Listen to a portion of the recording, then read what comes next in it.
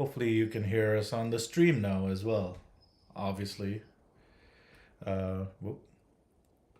Yes, safe. All right. Okay, let's try that again. Welcome, everyone. I'm Dr. Syra, and I am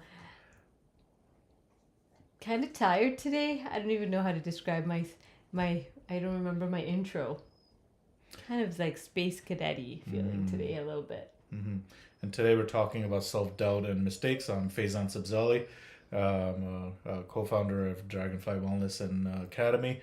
And one of the things, while we were on mute, I was saying, and you might hear our dog in the back, today our kids are not here to take the dog away. So one of the things we were talking about was how many mistakes Sarah makes in a day. I said I keep a counting of 10 to 11. 10 to 11. Do you have a notebook that you write them Yeah. down in? Yeah, it's an average. It's an average 10 And to. how many mistakes? Some days you're Higher? on the high end. Some days you know. So those You're people okay. who like keep track of other people's mistakes, they may have issues around like control and judgment. Just saying, possibly We shouldn't judge people. I think we've talked about that before. that's another. Is that a mistake? Am I making? That's another mistake. See. So, for those of us who are like high achievers or perfectionists, it can feel really uncomfortable to even admit that we've made a mistake, right? And so sometimes it's easier to say somebody else did something wrong and that's what's happening. I'm fine, and not even admit that we're making a mistake. And just tell like, our spouses that they're making 10 to 11 mistakes a day, maybe, instead of admitting that one makes mistakes oneself as I'm well. just trying to help you. Trying to help you improve. Trying to help you be better. I'm doing a service here. I don't think anybody's buying it, dude. Definitely I'm not. Definitely. So the reason that I had Only matters if I buy it, and I'm buying it.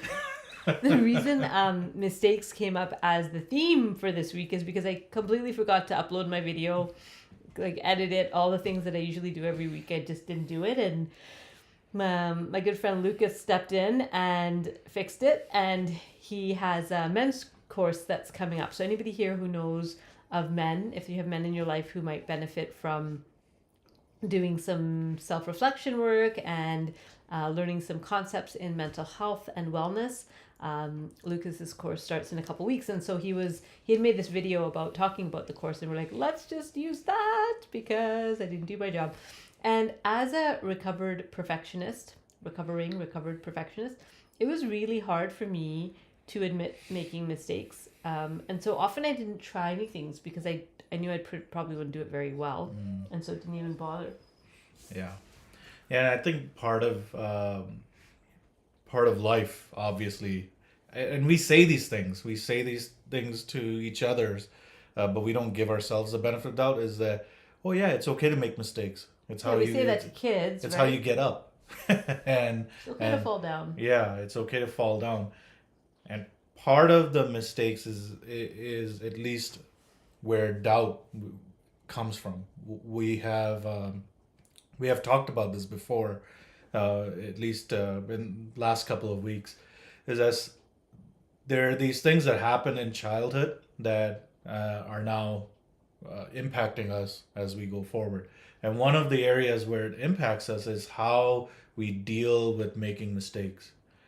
It's not that nobody makes we all make mistakes. It's fine. We make a mistake, but it's how we're gonna deal with it, right? And part of it is gonna make it mean. yeah, and what we're gonna make it mean about ourselves. So if I make a mistake, there's a certain way of me handling it. Either I'll hide it, or I'll just beat myself up internally, or I'll admit it, but still try to look for blame outside. So that's one.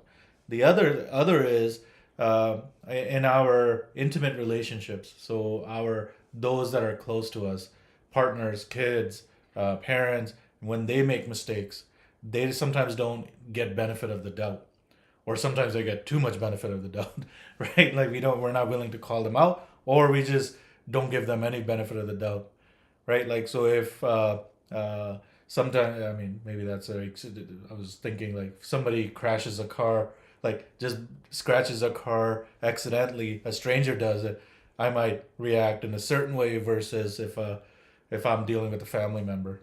And part of it is just again having the having an understanding of what we're making mistakes mean, right? So if my partner is making mistakes that especially have something to do with me, it's like they don't really care, right? Like so, it's like all of these extra thoughts and meanings get kind of added to the mix. The other, the masala starts And it can cooking. be really deep, right? Like, so an example that one of my teachers used to use is about um, spilling something, right? So if you have a guest come over and you make them a nice cup of chai and you give it to them and they're drinking and they put it down somewhere and then something happens and they knock it over and it like spills all over the rug, right? All over your carpet. The way that most of us would respond to that is we'd be like, "Oh, it's okay, don't worry, it's an old carpet, or we'll clean that up," and we'll kind of do our best to make our guest feel not stressed about this mistake that they've made. If we turn that and look at our own family members, so maybe like a child, if a child is, it's dinner time and we're sitting at the table and there's a glass of, say, milk on the table and, things happen and the milk gets spilled over and it goes all over everywhere, how do we then respond to that child, right? Most of us get upset or angry when it's our family. We tend to jump on each other more than when it's guests. And yet, we say that our family are the most important people to us. So, why is it that we can be really forgiving and generous with our guests who spill something, but with our children or our partners or our loved ones, we're more harsh, right? And that's just seems to be something that many people do. Not everybody, but many people. And so when our teacher would talk about that, it's really like a reminder that could we have the same sweetness that we have for, strangers? Could we extend that from time to time also to our own loved ones? And wouldn't that be a different world if we could treat our loved ones with the same kindness and care and consideration that we might treat a stranger or a guest?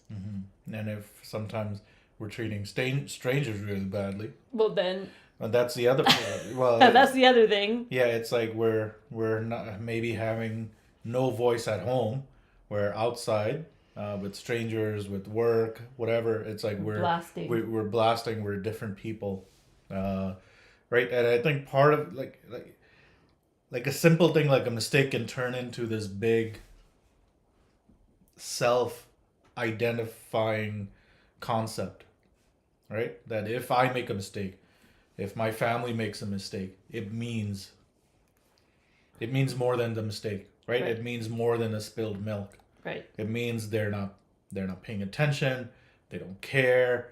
It's like I have to do everything, and it's like one more thing I have to do. Like it just like whatever that story is, it just gives you another paragraph or another chapter in that book. Somebody is suggesting, is there self-esteem related to the family member? Right. So if there's already history, right? There's already history, and now maybe this is the third time they've spilled milk or whatever this week, or maybe they're doing that same thing that you told them not to do. And I'm kind of giving an example of little children, but even our spouses or other adults, sometimes we can be our standards can be a bit more high.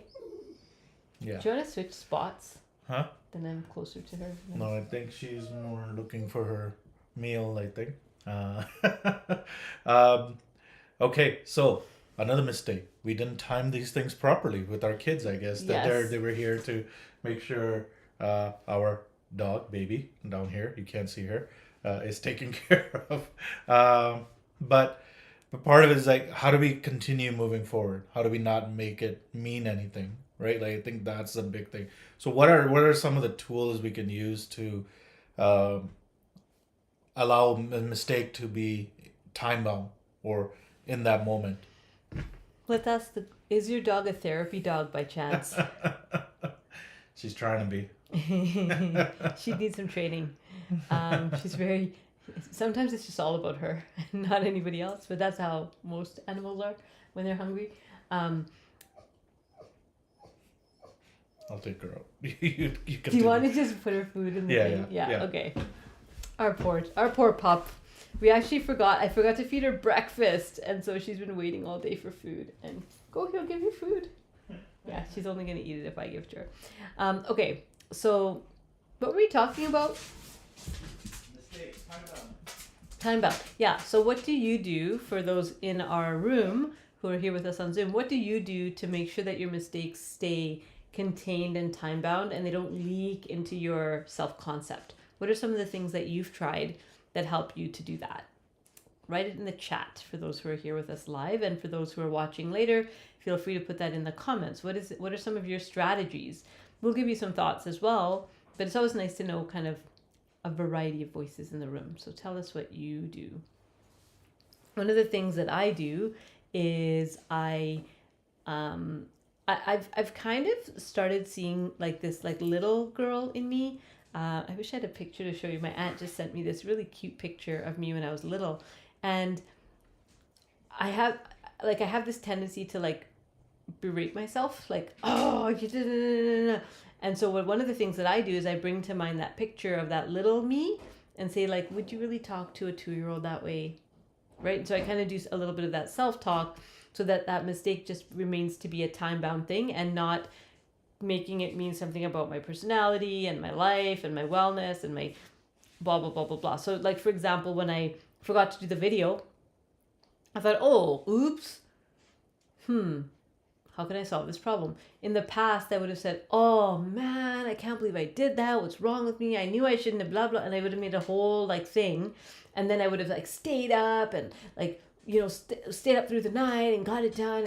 But I'm starting to see that what if mistakes were also part of some bigger plan? Like, what if me not posting that thing had some sort of a ripple effect and something good came out of it? Oh no, right?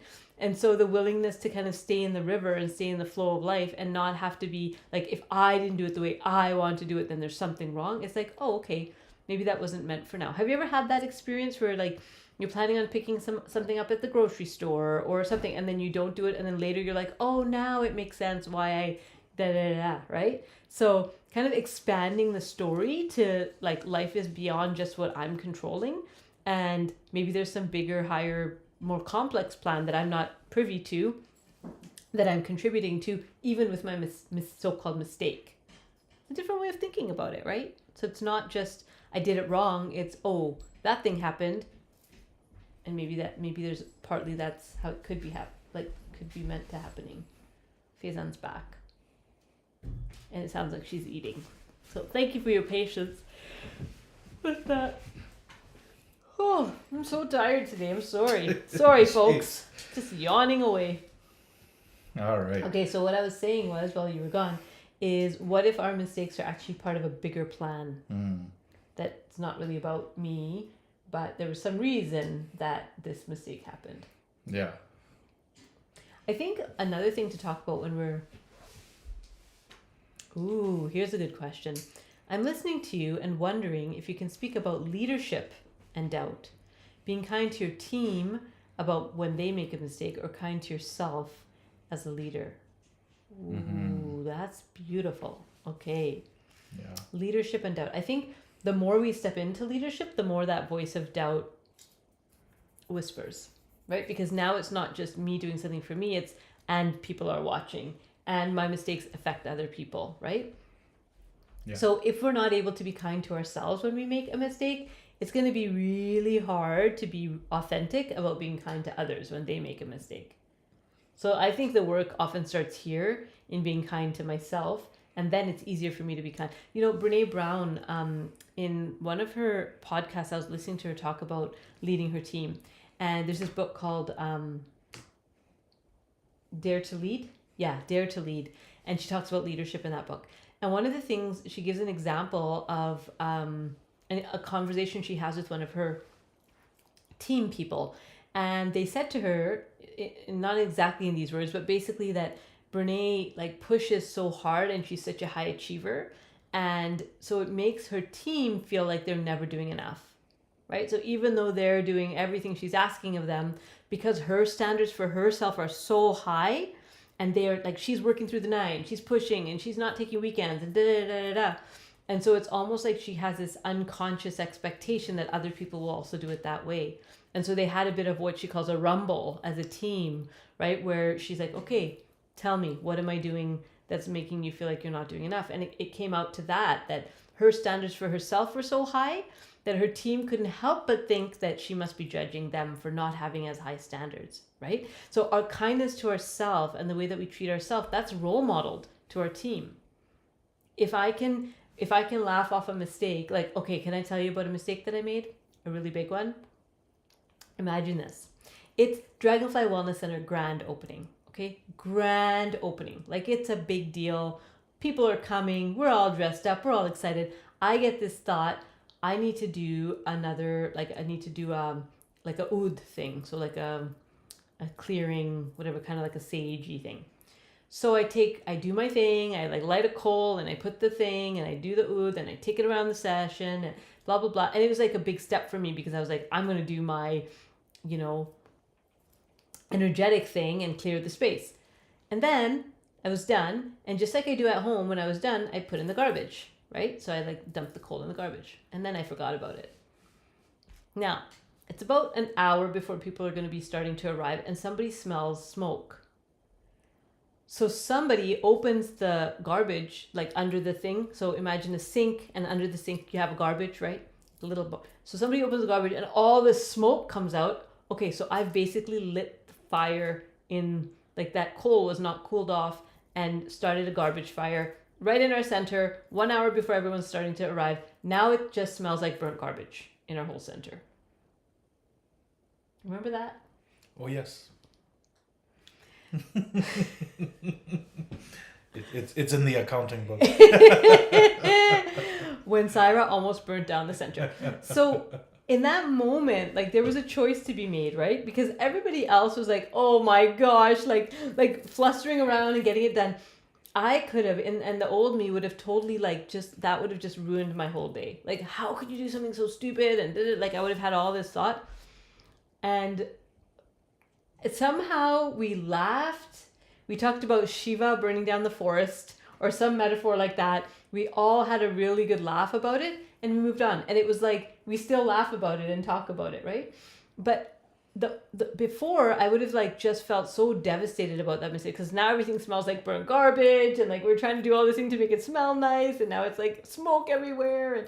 But because my team, because of the work I think we're doing individually in ourselves, we just were able to roll with it, right? And laugh it off and move on. And everybody did their little part and I redid it again because then now it's smelling even worse than before. So I redid the whole thing and then they're all joking. They're like, okay, don't put the coal in the garbage yet. And we were just kind of joking about it. And so there's things that could have turned into just a devastating day for me. And everybody else would have gone on doing their thing, but I would have been totally collapsed, right? Because I made this big mistake. But somehow it didn't feel that way. And it was because of my team, right? Because we're all kind of trying to remain lighthearted about the ups and downs of life. Yeah. Whether it's mistakes that we make ourselves or bad things that happen in our day-to-day, can we stay lighthearted about that? So that's what I would say around leadership is, can you think about the kind of leader that you want to be, right? Do you want to be the kind of leader that we can all have this uproarious laughter, and shake our heads at each other when things go wrong, rather than judging each other or feeling bad about ourselves when things go wrong? Yeah. So leadership, you have kind of, I think, two paths you can go down. One is with control, to say, okay, now I get the power and it's about how I want things done. So that's one path. The other path is you still have the control and the power, but it's me stepping into service. But to do that, I have to start looking at myself. I have to look at all of my fears, all of my doubts, all of my hurts, and I wish we had done it a certain way. All of those types of thoughts that kind of come, we have to look at that. And part of the work here involves us actually stepping in to our mode. She wants to be on the camera. She wants, yeah. She really Maybe she has something to say about doubt today. Dogs have no doubt. No doubt. No self-doubt. No. So I think, but yeah, no, I think from a leadership perspective, you have these two avenues, right? And to be truly in service, we have to take off our masks. We have to be vulnerable, Yeah. right? To be truly in service. Yes, we can serve without any of that, but to be truly in service, to let them see us fail, let them see us falter, so they can be like, okay, this person's human. Maybe I can actually go approach you and do it kind of that way, right? Like it's like, oh yeah, you are approachable. I can lean on you for advice. I can see how you're gonna do things. But you have to let go of your own doubts. You have to let go of competition, right? Because great leaders promote more leaders, right? And part of that work involves, again, letting go of that ego, all of those things. Yeah, somebody's saying, right, like creating a psychological safety. Yeah, like that's big, right? To create a safe environment where people can thrive, right? Because mistakes are going to happen, but how do I now thrive in this environment where I can trust you to have my back? All of those things kind of come up when we're talking through leadership. Here's another comment. My mistakes need to be contained because if I share my mistakes, it reflects badly onto my family and those who know my family. Some folks will use my mistakes to make us or my family feel worse. So what to do? Kind of weird, but I've been thinking about these things for years. I think that's really natural. I don't know if that's even weird. Like, I think that's a really natural cultural thing that, especially in communities, like smaller communities where people know each other, I noticed that, in the small town that we live in, like things reflect on our family members. And so that makes sense. And the other side of that is, does that then stop us from doing the things that we really want to try or that we really love to do because we're trying to protect our family, right? Think about the society that we're building if people don't fail publicly ever. What message does that send? That failure is somehow non-human, which is untrue, right? I was listening to this guy talking about men's work and how men are seen and perceived and how they have to show up. And one of the things he talked about was Instagram, right? And he said in Instagram, the way that it's designed is that when you're scrolling, it looks to you like everybody has a great life. So what's happened is somebody went out for dinner. One person went out for dinner and they put a picture of themselves in the selfie in the dinner in the restaurant. Somebody else had a birthday party and they put a picture of themselves at the birthday party. Now, it's not the same person that had dinner, had the birthday party, had some holiday, got a manicure. I don't know. I'm just thinking about what do people do that's fun for, what do I do that's fun? We don't do fun anymore. Or like walked on the beach with their dog. Yeah. Like one person didn't do all those things. Many people did one thing. Right. But the way that it's designed is to trick your brain into thinking, look, everybody's having so much fun. But it's not. That one person maybe posted once a week or once a month even on their one little thing that they're doing. But hundreds and hundreds and hundreds of people posting at the same time about that one thing that meant something to them. You scroll through and it looks like everybody's having so much fun and everybody has these great lives. But you're just seeing a lot of single experiences. And so it looks like everything is great. And it really, it got me thinking about this, family and connection and influence, right? Like that. So somebody sees me walking my dog, say, on the lake, right? I think I posted a picture like that a few months ago or something. And it looks like I have this peaceful life where all I do is walk on the lake with my dog. That's not true. That's just a moment in time. I don't show you the video where the dog is whimpering in the middle of the Monday musings, right? That's not going on Instagram, but that happens too. But if we don't talk about those things, if we don't show those things, then it seems like everybody else has got their shit together except you. Yeah. Well, there's that problem. That's one side of things. Yeah. So it's this comparative thing, right? We like to compare, so we can measure to see, right? And it starts from birth. I remember it's like your kid doesn't weigh enough. Remember the doctor saying that? Mm-hmm. Your kid doesn't weigh enough.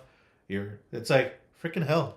Compared Now, to who? now he doesn't weigh enough, and then later on in life he's gonna be finding out I weigh too much, and it's like it's always something. It's always a comparative thing, like where it's like to the average eye he doesn't measure up. Mm-hmm. To the average eye I don't measure up. By the age almost 44, I should have X dollars in my bank, X number of degrees, uh, you know maybe not X number of marriages, but it's like one marriage, one happy marriage. I'm working on it. Pay attention over there. But it's part of I'm the. still looking at you. I'm not looking at you. Is that a measure? People measure how their relationships are working out, right? And part of it is just like it's on You Instagram. can't even keep a straight face. It's an Instagram based relationship. It's like let me click a few pictures. Let me tell you about my flights and how this is gonna work and we're all great. How many of those pictures have we seen? And a few years later, those couples have broken up, and you're like, what happened? Yeah, Thought this it was the looks so greatest. nice, right? Yeah, this was the greatest relationship that happened. So there's this comparative level that we deal with other people. The other thing is we can't stop other people from judging. That's really true. They will judge. I mean, I hope they get to do their work and they don't judge other people. That's true. There's going to but- be a cohort of people Yeah. that will never stop judging because that's how they get their validation That's and right. their own juice. It's like, it's like if I were them, I would have gotten that car. If I were them, I would have, it's like what kind of car? Like why would you get a gray car? Why wouldn't you get a black car? Why would you get a Lexus? Why wouldn't you get a Mercedes? Like Who cares? all those things are gonna come. Like you can do whatever. You think this is the best thing you've done, and like yeah, but you don't call your mom enough. Like it'll be whatever they can use. It'll be a topic, Yeah. right? Anything can be a topic, and part of our work, and part of the family's work, right? And some of us maybe didn't have those families where they blocked out those outside noises. Mm-hmm.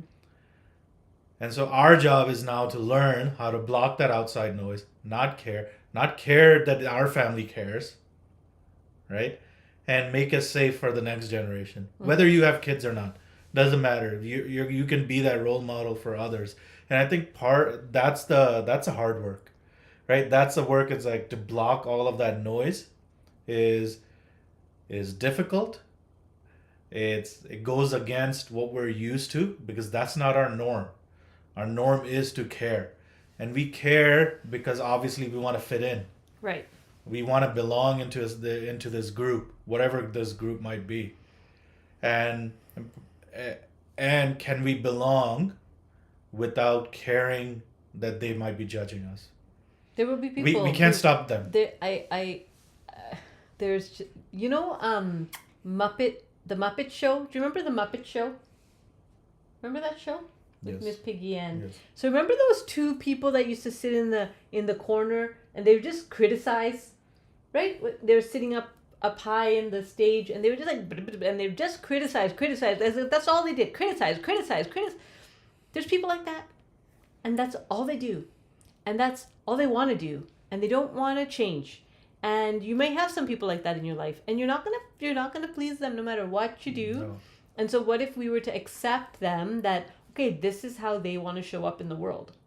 They think they know better than other people and they think that their way of living is the right way.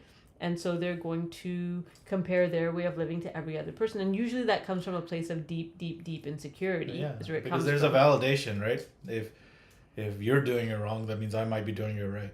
Exactly. And part of letting go of that competition is you can do it right. I can also do Yeah, it right, it's and it can look different. And there's no right or wrong way to even do it. Like there's almost 8 billion people on this planet. So that would say there's probably around that many ways to live a life. Yeah. Now Like to 8 billion ways to live a life. right, and to that question, right, like not to make a mistake, or to contain the I mean, okay, you don't have to talk about your mistakes. That's not the point here. Point isn't to advertise, oh yeah, today I made a mistake. Today I crashed a car. No, that's not what that's not what the point is. The point is that I can get over it.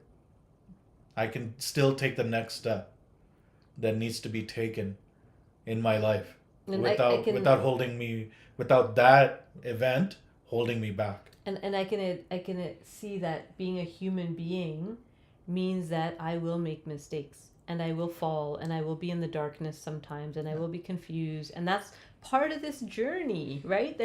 We were actually talking about that on Saturday at our workshop, that if we're saying we're walking a spiritual path, then there's going to be some valleys in that spiritual path. It's not all going to be mountaintops and rainbows, right? There's going to be some dark times, and if we pretend that those don't exist, then we're only telling half of the story. We're not telling the whole story if we're saying that, oh, look at all these great things I'm doing, but let's not talk about it.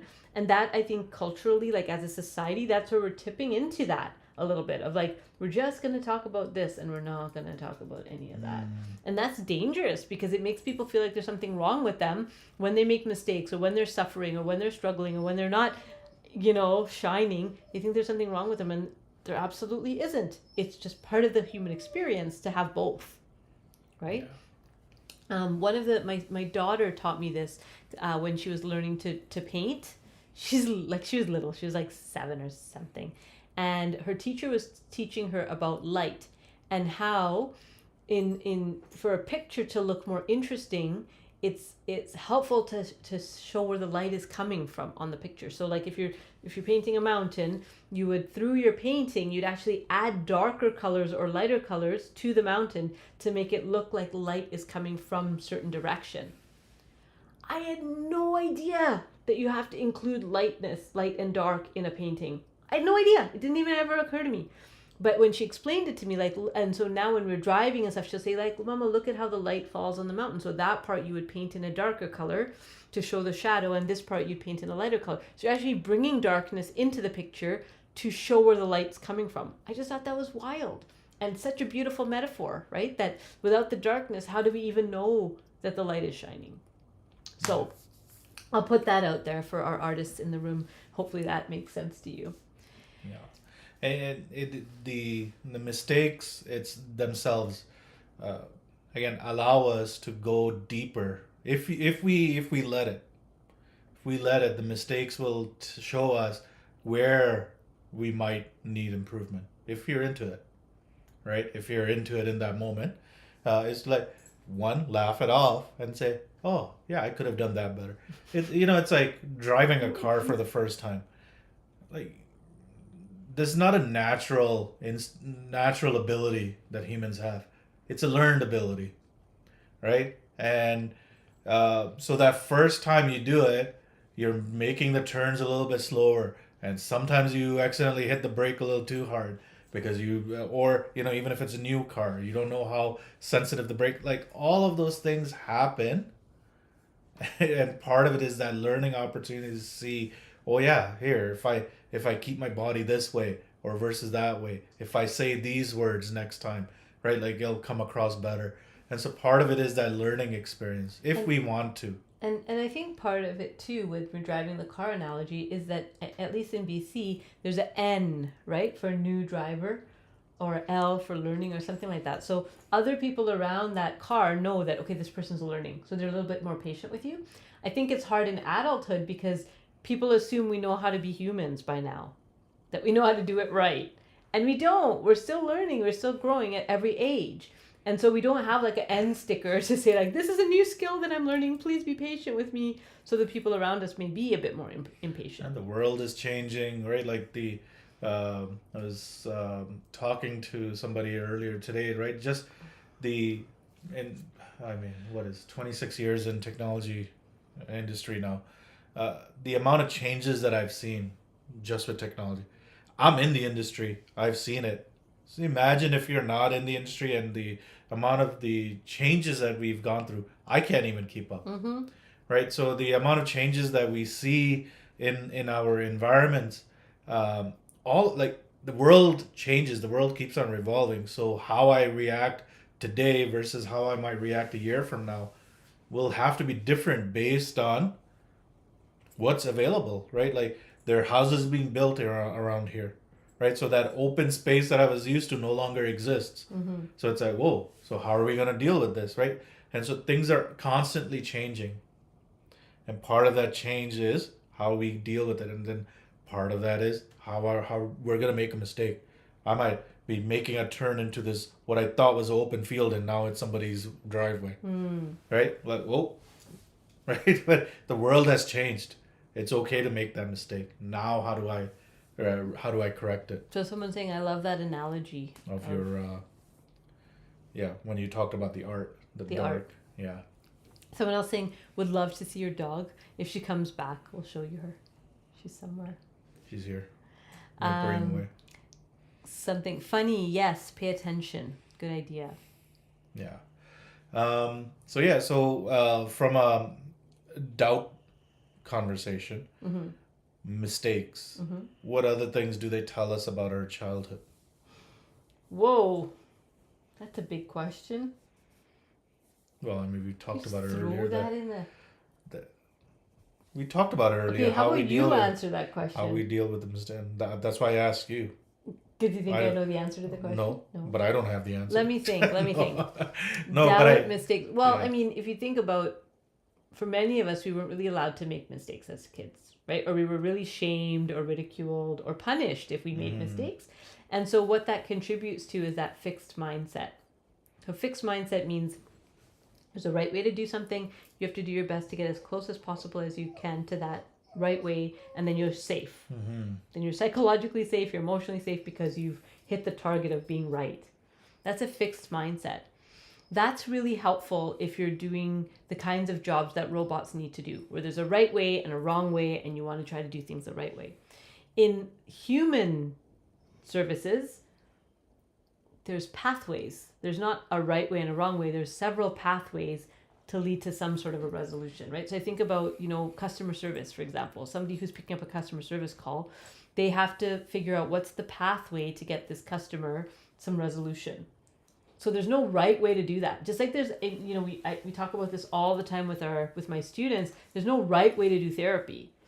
There's just pathways. Which pathway are you going to take in this moment to get the person where they need to be? In order to function in that space, you need to have what's called a growth mindset. Because you're not trying to find the right answer. You're just trying to say, what are the possibilities here? And where does my personality, my training, my own, the way that I'm made, which pathway feels the most natural for me to help this person get to where they're going, right? So it's like the difference in school, right? Between mathematics and English. Like English, poetry, there's no right poem. There might be some formulas that you can follow, but there's no right way of writing a poem. But in math, there's a right way. So I think as we move into our personal growth, it's like getting away from that math mentality and more into the poetry mentality, right? So and in a way, it's moving from the brain, which works in binary, like it works in this or that, down to the heart, where there's more nuance and color and flexibility in the heart. There's no right or wrong. Yeah. I mean, there's some wrong things. There's some wrongs, but there's many, many, many options for right. But I think, and in the balanced view, right? There's also this sometimes lack of ability to think outside the box. That's from a solution with perspective, that because fixed mindset, with that fixed mindset. Because you're just trying to get close to the answer. You're not actually trying to look for solutions and solving problems. Or on the other extreme, you're always on the outside. So there's no conformity to any sort of, right? Like there's no balance. Like there's no adherence to structure, because you're like, oh no, I'll just go do this and I'll go try that. But it's like always thinking outside the box when it's like, wait, sometimes the structure can be helpful. Yeah, like let's automate some of this, like the process, even with the customer service. Yes, there's different pathways, but there's like, okay, if I'm going to take this pathway, here's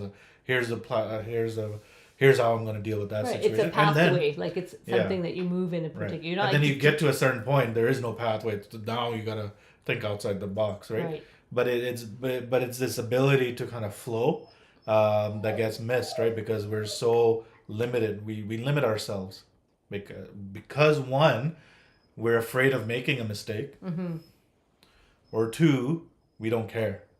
At all. at all. Right. So it's Right. kind of what you're talking about is kind of that untrue feminine and the untrue masculine. Yeah. Is what it sounds like, right? So the untrue masculine is so rigid, so stoic. It's like a rock. It's unmovable. There's only one way, and you got to get it right, and you got to right.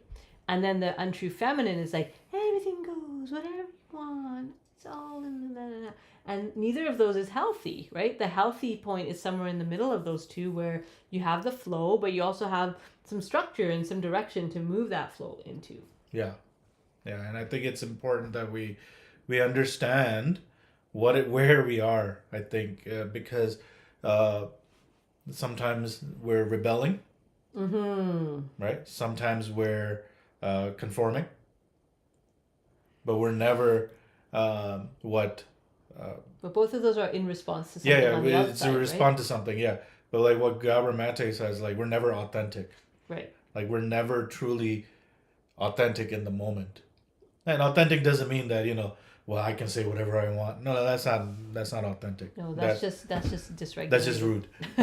Just emotionally dysregulated. Yeah, but part of it is like being authentic means being able to kind of see what the moment requires. Right.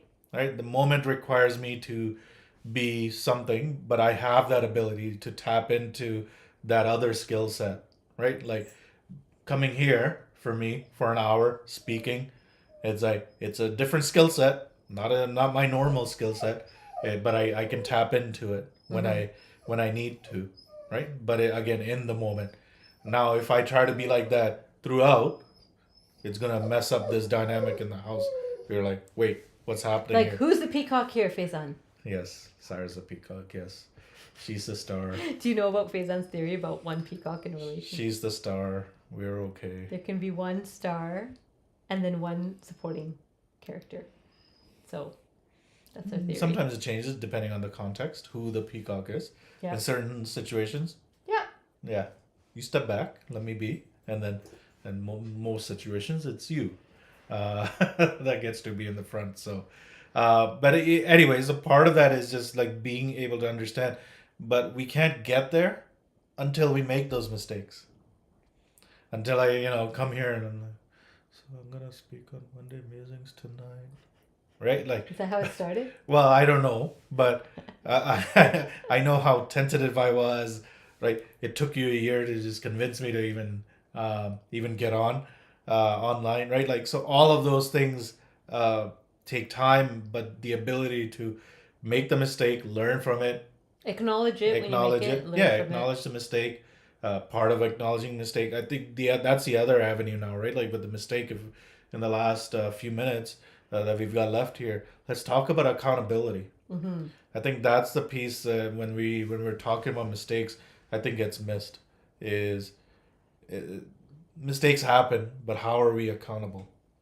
You want to talk about this during the workshop? You could talk a little bit about accountability overall and how that ties into maybe. So doubt. accountability is really about owning my part, right? So if I did do something that's hurt someone, or if I did do something that's created like when I lit the fire, I could have just been like, I don't know what happened, who knows, right? But I didn't. Obviously, I said, oh my goodness, that was because I put probably the coal wasn't cool enough and it's lit the fire, right? Like I spoke up, like I knew what was happening. They're like, what's happening? There's smoke everywhere. What's happening? I'm like, oh my gosh, I probably set the garbage can on fire. And so because I spoke up, people knew what they were dealing with and what we needed to do to solve the problem, right? Otherwise, just like a random smoke, and they're like, is there a pipe? Or like, what's happening? So when you don't take accountability, things can often get worse because people don't have all the information that they need, right? In an emergency type of situation. I know that, when with kids, I see this sometimes, right? Where somebody's done something. And I remember when my daughter was like 2 years old, we had this thing on the wall that was like helping her with her feelings. So it was like red light, yellow light, green light. And she could take these clothespins and stick them so that we could see how she was feeling, and we're teaching her about like regulating her emotions through this activity. And so one day I'm looking at this red light, yellow light thing, and there's like these black like squiggles all over it. And I was like, who colored on the red light. Like, obviously it's her. Obviously. It's like right at her light, like eye. And she's like, I don't know. Right? And she was 2. And that was and she remembers it to this day, right? That was the first and last time, knock on wood, that she's lied. Because she said, I don't know. And we had to have a conversation right there and say, Rabia, I'd rather you tell me the truth and maybe get in trouble, or maybe, there's a consequence. But when you lie to me, that hurts our relationship. That hurts our love for each other, right? And I had to explain it in 2-year-old language. But that was my lesson, my clumsy lesson to teach a 2-year-old about accountability. That if you make a mistake, you got to own up to it, right? And I think that sometimes it's easier to like pretend we didn't do it, or not really say that we did. I know for me, like growing up, I would rather just like pretend it never happened, or brush it under the rug, or minimize it, rather than take accountability and say, I did this thing. I remember there's this one time with my cousin, he had asked me to do some work on his taxes, because my mom, so my stepdad was an accountant, and so we did everybody's taxes. And so I had this job to take these receipts and like organize them right before giving them the next steps. So he had asked me to do the receipts, and I had like just plain forgotten. This was like before phones and reminder notifications, and I just plain forgotten about it.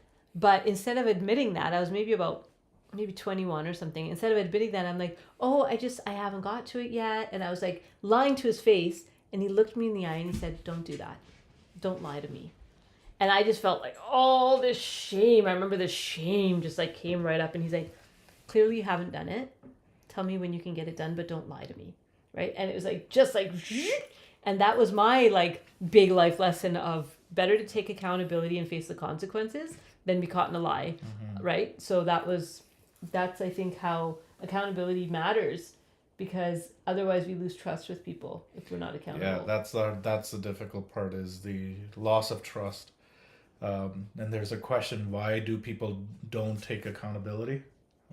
Because of the shame. Because there's shame involved. There's a lot of us, again, because we've dealt with this level of response to a mistake, right? So as we were growing up, either we got yelled at, we got hit, we got whatever, shamed. right? Yeah, shamed, humiliated. Whatever the response was.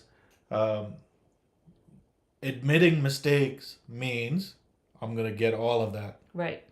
And there's an entire generation of people who just will not admit their mistakes, because the trauma that they endured for making mistakes was so profound that there's no way they're going to admit when they've done something wrong. It's just not going to happen. And part of so this goes really deep. I don't know. In the last 8 minutes or so here, but being wrong is just as devastating as death. For some people. Yeah. Right? Like, to be wrong, I might as well die. I'd rather die than be wrong. It's harsh. You're like, no, it can't be that extreme. And, when you talk to people, no, of course I don't want to die. But the way they act. But they'll hold on so hard to their beliefs that I'd rather die than let go of this belief. Or to admit that I may have hurt somebody. Right. To admit that I may have. There's another way of seeing this. Yeah, that I may have lied. So all of those things are in play. Are you gonna bring her in the shot? You wanna come in the shot, baby? Come on, you might as well see people now. So I think it's all of that comes. It brings up all of these feelings from childhood. Right. Where you don't matter if you're going to be wrong. Right. And your life, you might actually be in danger if you're wrong. Exactly. So, like, you can't be part of this family if you're wrong. That's what it feels like. But that's what the message is, right? Right.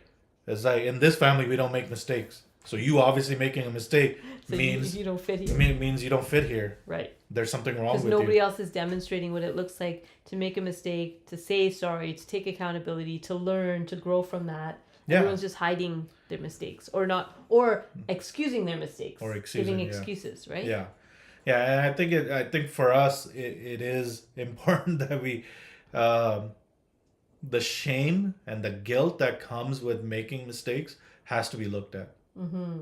So, This is not about like, oh yeah, I can just get over making mistakes and laugh off, burning a building down or whatever. No, that's not that's not. burn the building. But that's the extreme that we take it. Remember, Syra almost burnt the building down on the grand opening. It was a small garbage fire. But we gotta Juice it up. Yeah, we gotta spice it up a little bit. But so it's not about just okay, I can laugh off mistakes. Yes, that's But that's that took a long time. and man. that's a byproduct. The real work is to actually look at all that shame that comes up every time a mistake is made. Mm-hmm. Big or small. Right, like, oh, forgot to finish the taxes. Oh, my kid's passport is expired. So this is what's happening in my life, right? Like, oh, forgot to do that. Like yeah, it's gonna happen.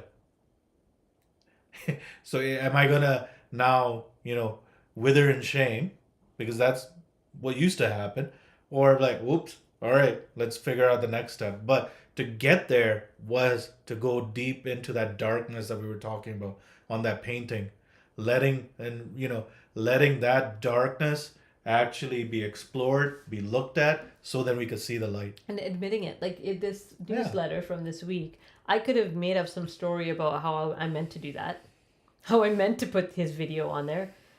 But why? Yeah, Right? Like we're just all human and we make mistakes and sometimes we forget to do stuff we're supposed to be doing, all right. even as part of a regular thing that happens every single Yeah. week, right? Yeah. So that's that piece around it, taking accountability and role modeling what it looks like to be human.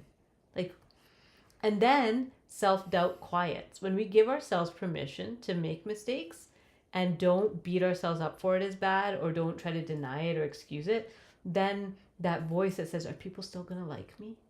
It quiets because people still like me. People still like you, even when you make mistakes. Yeah, Because we're human. Some people won't like it. Some people want you to be perfect and holier than thou, but are those your people? Maybe not. yeah. Yeah. The last piece that I had, and this I think will be quick, is